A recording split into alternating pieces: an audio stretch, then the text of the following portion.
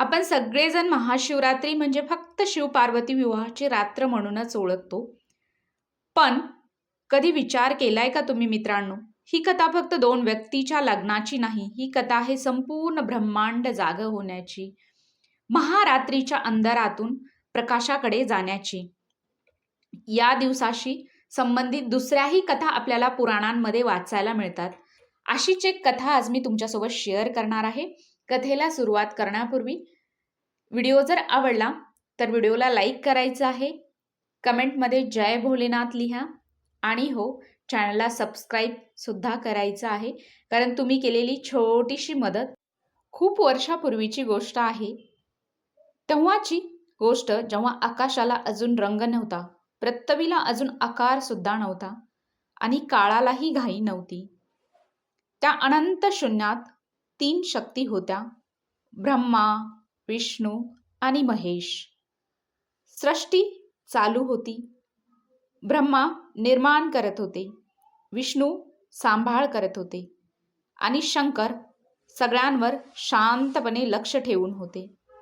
पण एक दिवस एक अगदी साधा प्रश्न उभा राहिला. या सृष्टीत सगळ्यात जास्त मोठा कोण?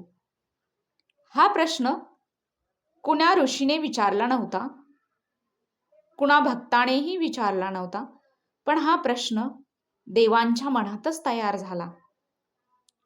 एक दिवस ब्रह्मलोकात ब्रह्माजी विचारात पडले. ते आपल्या 4ही मुखांनी निर्माण झालेली सृष्टी पाहत होते. ते स्वतःशीच म्हणाले, मीच तर सगळं निर्माण करतो. डोंगर, नद्या, प्राणी, माणूस, माझ्याशिवाय काहीच नाही. मग श्रेष्ठ मीच असणार. हीच भावना एकाच वेळी वैकुंठातही तयार झाली. विष्णूजी शेषनागावर विसावले होते. त्यांनी विचार केला, सृष्टी निर्माण झाली तरी टिकते कोणामुळे? नियम, धर्म, संतुलन. श्रीहरी विष्णू त्यांच्या पत्नी महालक्ष्मी देवीसह शेषनागाच्या शय्येवर शांतपणे शयन करत होते. तेवढ्यात अचानक ब्रह्मदेव तेथे प्रकट झाले आणि ब्रह्माजींनी श्रीहरी विष्णूंना संबोधले, पुत्रा उठ, मी तुझा ईश्वर आहे, तुझ्या समोर उभा आहे. हे शब्द ऐकताच विष्णूजींना क्रोध आला, पण तरीही त्यांनी संयम राखला आणि शांत स्वरात उत्तर दिले, पुत्रा, तुझं कल्याण असो. सांग, तू आपल्या पित्याकडे कसा आलास? हे ऐकताच ब्रह्माजी अधिकच संतप्त झाले. ते म्हणाले, मीच तुझा रक्षक आहे. संपूर्ण जगाचा पितामहा मी आहे.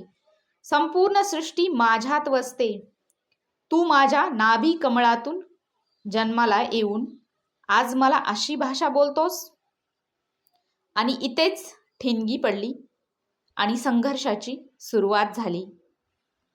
बघता बघता विष्णूजी आणि ब्रह्माजी या दोघांच्या मध्ये युद्ध पेटलं आणि सगळं आकाश थरथर कापू लागलं. कारण हे युद्ध जर नाही थांबलं तर पूर्ण सृष्टीचा नाश होईल आणि अंत होईल. याच्या भयाने सगळे देवगण आणि ऋषीमुनी शिवजींकडे गेले आणि त्यांना सगळी कथा सांगितली.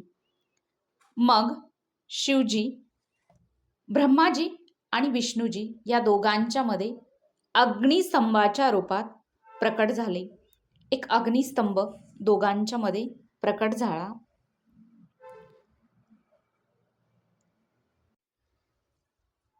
अग्निस्तंभामध्ये शिवजी प्रकट झाले आणि त्यांनी सांगितलं, तुमच्या दोघांमध्ये सर्वात श्रेष्ठ कोण आहे हे जर तुम्हाला ओळखायचं असेल तर या अग्निस्तंभाची सुरुवात आणि शेवट जो शोधून दाखवेल तो सगळ्यात जास्त श्रेष्ठ मानला जाईल. मग दोघेही त्याचा शोध घेण्यासाठी निघाले. विष्णूजी खालच्या टोकाला गेले आणि ब्रह्माजी अग्निस्तंभाच्या वरच्या टोकाला गेले त्याचा अंत शोधण्यासाठी. वर्षानुवर्ष गेले पण शेवट काही दोघांनाही सापडला नाही. थकून भागून नम्रपणे श्रीहरी विष्णू वर आले आणि म्हणाले, मला शेवट सापडला नाही. आणि त्यांच्या आवाजात हार नव्हती, पण प्रामाणिकपणा होता. ब्रह्माजी वर गेलेले होते आणि त्यांनी हंसाचं रूप धारण केलेलं होतं. त्यांना सुद्धा शेवट सापडला नाही. पण ब्रह्माजीच्या आतमध्ये तरी सुद्धा अहंकार होता आणि त्यांना वर गेल्याच्या नंतर केतकीचं म्हणजे चाफ्याचं फूल सापडलं आणि ते फूल घेऊन खाली आले आणि शिवजींना म्हणाले, मला याचा शेवट सापडलेला आहे. शिवजींना समजलं की ते खोटं बोलत आहेत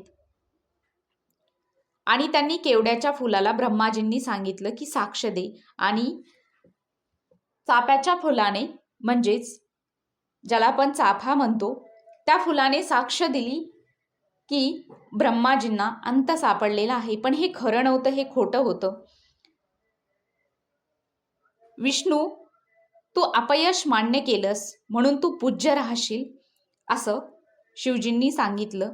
आणि ब्रह्माजीकडे पाहून ते म्हणाले, तू खोटं बोलतोयस म्हणून पृथ्वीवर तुझी पूजा केल्या जाणार नाही. पूजामध्ये तुला मान सन्मान मिळणार नाही, फार कमी होईल. हा श्राप ब्रह्माजींना शिवजीकडून त्या दिवशी मिळाला, कारण तो त्यांच्या अहंकाराचा परिणाम होता. त्याचबरोबर केतकीच्या फुलाला सुद्धा भगवान शंकरांनी श्राप दिला की तुला कुठल्याच पूजेत स्थान मिळणार नाही. त्यामुळे आपल्याला पृथ्वीवर पाहायला मिळतं की विष्णूजींची मंदिरे आहेत, पण ब्रह्माजींची बोटावर मोजण्या इतकीच मंदिरे आपल्याला पृथ्वीवर पाहायला मिळतात. आणि पूजा, धार्मिक अशा कार्यक्रमांमध्ये ब्रह्माजींना फारसं पूजल्या जात नाही. आणि ही कथा सुद्धा पुराणांमध्ये सांगितल्याप्रमाणे महाशिवरात्रीच्या दिवशी घडलेली आहे. कथा जर आवडली असेल तर व्हिडिओला लाईक करायचा आहे आणि चॅनलला सबस्क्राईब करायचं आहे.